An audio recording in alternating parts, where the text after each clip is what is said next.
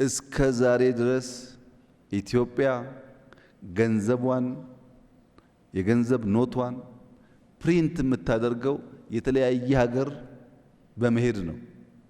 ይሄ አደገኛ ነገር ነው። እነዚህ ሀገራት ለኛም ለሌላውም የመስጠት የሞራል እንጂ ምንም የምንቆጣጠርበት መንገድ የለም። ያንን ስትራቴጂክ ካፓሲቲ ኢአይኤች እየፈጠረ ነው። እንደዚህ ያሉ ብዙም የማይነገሩ ቁልፍ ስትራቴጂክ አቅሞች ይገነባል። ከዚህ በተጨማሪ ኢንፍራስትራክቸር ኢንቨስትመንት ላይ የኤርፖርቱን ጨምሮ ለትውልድ የሚሻገሩ ተቋማት እና ኢንቨስትመንቶች ያካሂዳል። የመጨረሻው መቋጫ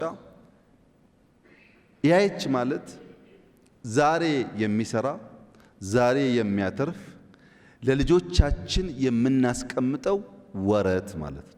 ኢትዮጵያ እንደ ኖርዌይ፣ እንደ ዩኤኢ፣ እንደ ኩዌት ትልቅ ሶቨሪን ዌልዝ ገንብታ ልጆቻችን እንደዚያና እንደዚህ ያለ ችግር ቢመጣ ለዚህ ያክል ዘመን ሊያበላቸው የሚችል ሀብት አላት ብሎ መናገር የሚያስችል አቅም ለመፍጠር ነው።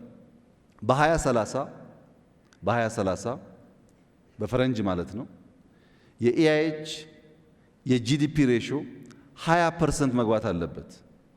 ከአጠቃላይ ጂዲፒያችን 20% ኢአይኤች ሀብቱን ኢንቨስትመንቱን ዳይቨርሲፋይ አድርጎ ገባ ማለት ኢትዮጵያ ካላት አንጡራ ሀብት የተወሰነ ያህሉን ለልጆቿ ለማቆየት የሚያስችል ቁመና እየገነባች ነው ማለት ነው።